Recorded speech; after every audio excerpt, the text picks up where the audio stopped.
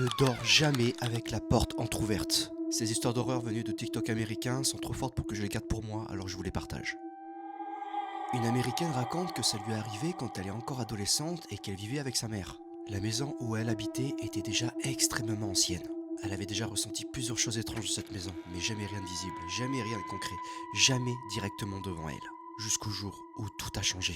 Elle explique qu'elle dormait toujours avec sa porte entrouverte. Pas pour une raison particulière, simplement parce qu'elle n'aimait pas dormir dans une pièce fermée. Elle détestait cette sensation d'être enfermée. Alors elle laissait toujours sa porte légèrement ouverte, assez pour garder un peu d'intimité, mais sans se sentir enfermée. Pendant plusieurs nuits, elle dit s'être sentie observée dans sa chambre.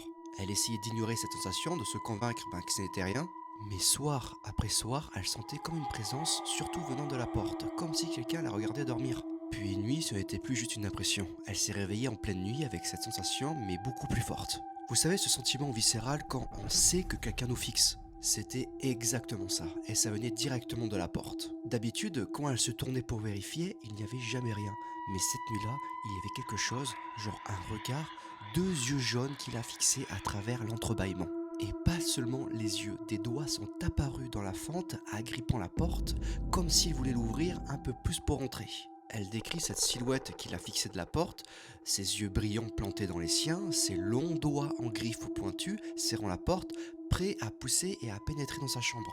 Ça apparaissait de plus en plus lentement. Paniquée, elle a tiré son drap sur son visage, s'est cachée sous sa couette et s'est mise à prier. Elle suppliait que cette créature disparaisse, qu'elle s'en aille et qu'elle n'entre pas. Mais elle a entendu sa porte grincer, s'ouvrir encore un peu plus. Et elle priait de plus en plus fort. Elle n'a jamais osé soulever la couverture, jamais osé regarder. Elle priait sans arrêt.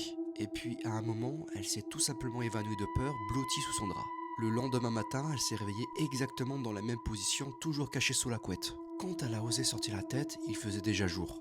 Et sa porte qui la veille, qui à la base était qu'entrouverte, était maintenant grande ouverte, comme si quelque chose l'avait poussée et était vraiment entrée. Cette même chose qui, pendant de nombreuses nuits, devait la regarder dormir. Elle a raconté tout ça à sa mère, et sa mère, qui elle aussi avait déjà vu et ressenti des choses dans cette maison, a finalement décidé de faire purifier et nettoyer le lieu.